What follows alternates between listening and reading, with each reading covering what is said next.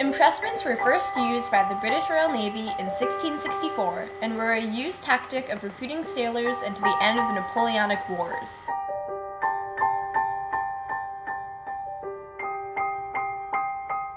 Britain's use of this method against American ships was a causing factor of the War of 1812. Impressments were created due to the lack of seamen during wartime. When the British Royal Navy declared war, they would find themselves in desperate need of 20,000 or so men. Because only so many were willing to volunteer for such an unpleasant, low-paying job, the Navy needed to look beyond the volunteer pool for an adequate supply of Navy men. The Royal British Navy turned to more forceful methods of having men join the Navy.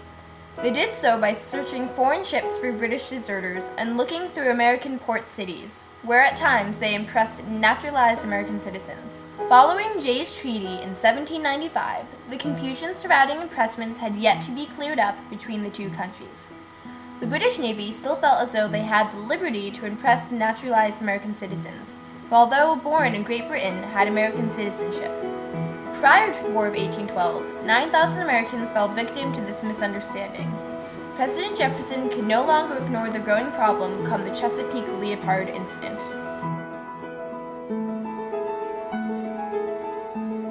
The Chesapeake, formerly used in the Quasi-War with France in 1799, was put out of service in 1803. In 1807, it was put back in commission, headed towards the Mediterranean. This vessel, now captained by James Barron, was very ill-equipped with an untrained crew and unprepared for battle.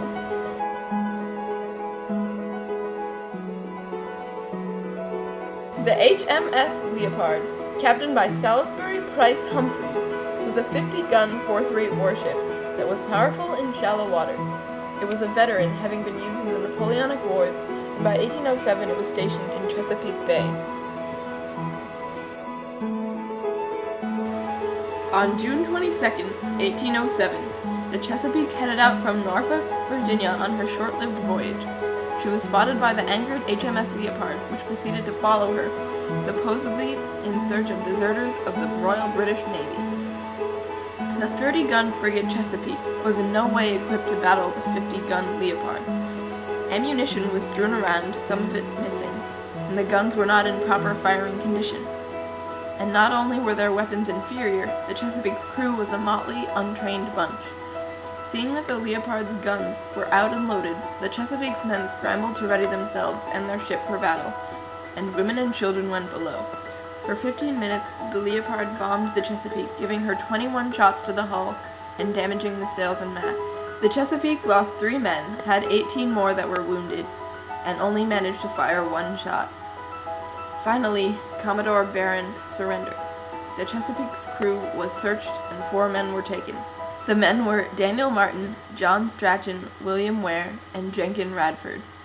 In the end, 3 of the 4 men were returned to America, and the remaining one was hanged. As a result of this Chesapeake Leopard affair, Jefferson instated the embargo, which meant that American ships could not trade with any other country, and were confined to American ports. This created a depression across the U.S.